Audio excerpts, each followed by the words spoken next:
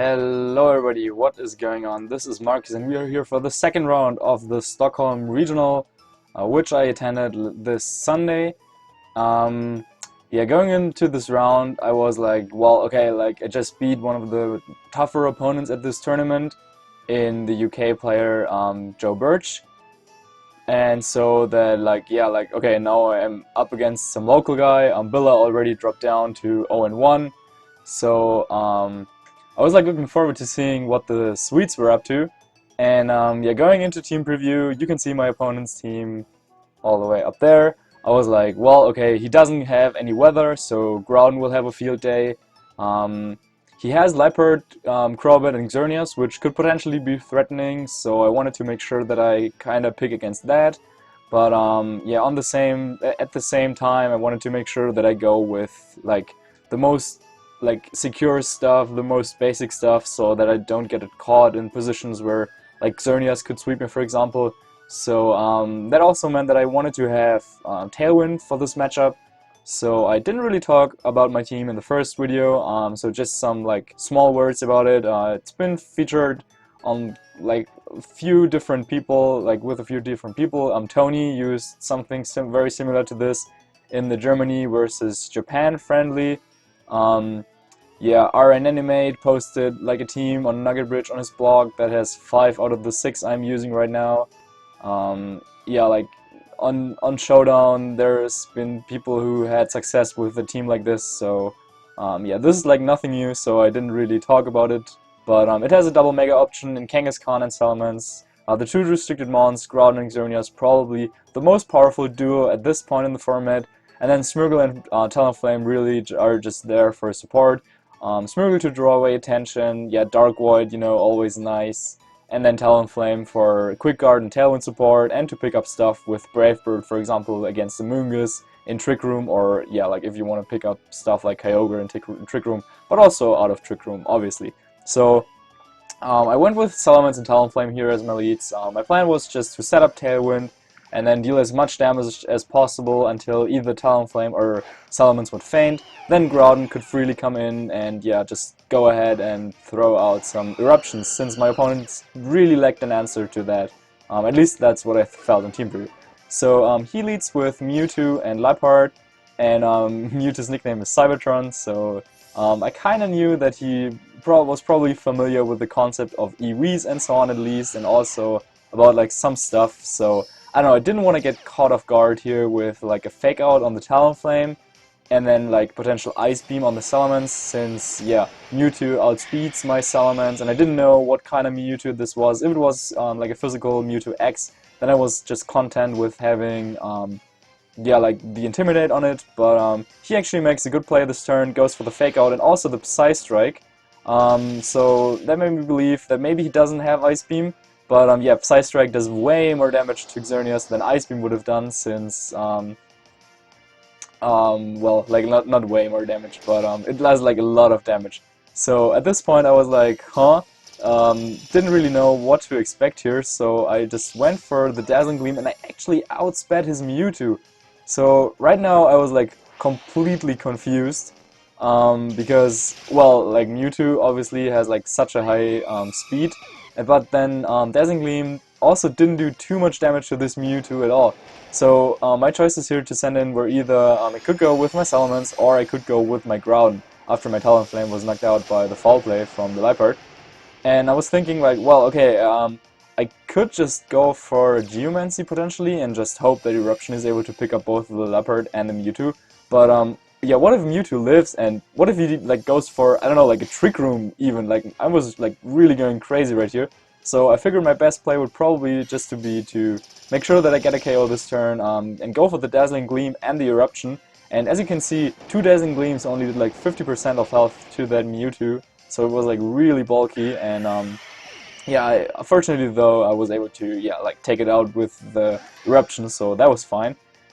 So right here I was like, okay, I'll just go for the Earth Power on the Aegislash, Moonblast on the Leopard, and there's not much he can do, but then he comes up with this move, and this was like really good on his end. He goes for the Encore. Encore is my Eruption, also goes for the White Guard. So yeah, like, well, I mean, great, you predicted the White Guard, and I went for the Earth Power, but yeah, that doesn't really help since he just went for the Anchor. Maybe I could have predicted that and just switched into the Salamence, but I thought I wanted to make use of my turns of Tailwind, and yeah, I really thought that I was doing well at this point, but then all of a sudden I realized that what if he just, like, I don't know, goes for another White Guard, sets up Geomancy, and all of a sudden I'm in like a bad position. So I switch out Groudon so I can bring it back out later on, since yeah, I was pretty sure he would just go for the White Guard, which is exactly what he does. And to have a chance to combat his Xerneas if he goes for the Geomancy, I felt like I had to go for my own Geomancy.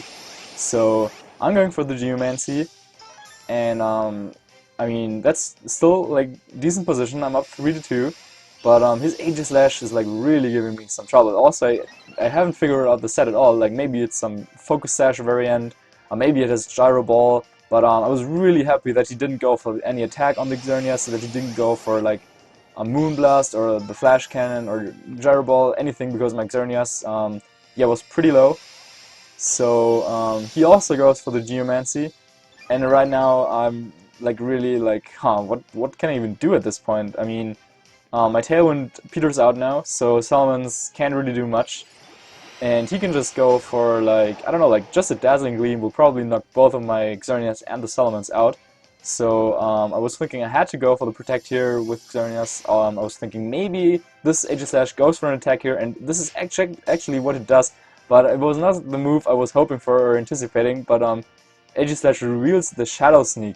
So I was like, like, can this even KO at this point? Like, he's intimidated. Like Xerneas has a little bit of bulk. Aegislash, I mean, sure it's powerful, but Shadow Sneak is not that powerful. So he takes out my Salamence, and I bring out my Groudon, and right now I really didn't know what to do. I was thinking like different combinations. I could go for the double target on Aegislash if I feared the Focus Sash. I could double up on the Xerneas if I expect the King Shield. And in the end, I made a suboptimal play. I made the right prediction, predicting this Aegislash to have King Shield, and I went for the Moonblast and the Overheat on the Xerneas. Now, Overheat wasn't a really smart choice on my end. He goes for the Dazzling Gleam, but since I did get the special attack drop here, I'm actually able to live. I think he probably should have gone for the Moonblast just to make sure that my Xerneas gets taken out. But yeah, going for the Overheat here was a mistake, as I figured had I gone for the Earth Power, I could have just protected my Xerneas and yeah, used Overheat onto his Aegislash to knock it out. But yeah, he predicts my Protect here, doesn't go for the Shadow Sneak, so this Aegislash is in shield form, and I'm at -2 already because I used Overheat before, so his Aegislash is actually able to survive this, and yeah, gets the Weakness Policy boost, and he didn't even go for an attack on my Xerneas at all. So yeah, really nice play on my opponent's end, reading the Protective from Xerneas, and he doubled up into the Groudon. So yeah, right now I have like definitely confirmation that my opponent really like knows something about this game, after all.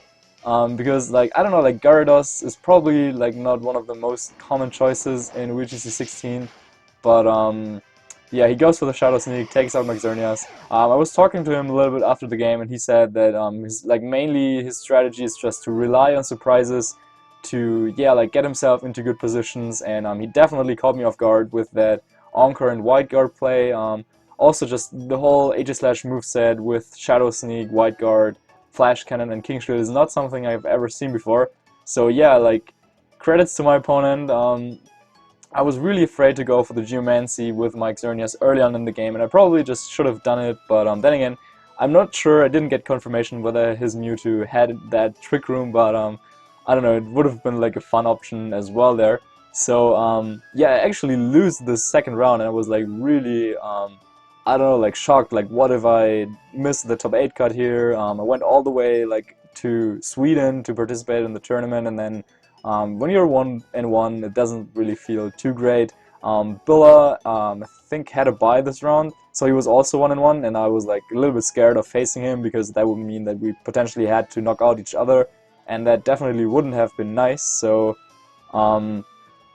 yeah, I really didn't know what to expect from the other Swedish players. Like, did they also have like so many surprises? And I think I can probably like explain a little bit about my thought process in other games, because after this game I was like really like looking out for like